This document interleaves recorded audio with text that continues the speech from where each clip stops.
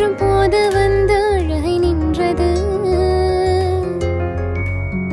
மனிதர் உணர்ந்து கொள்ள இது மனிதர் காதல் அல்ல, அதையும் தாண்டி புனிதமானது. அபிராமியே தாலாட்டு சாமியே நான் தானே தெரியுமா? சிவகாமியே சிவனில் நீயும் பாதியே அது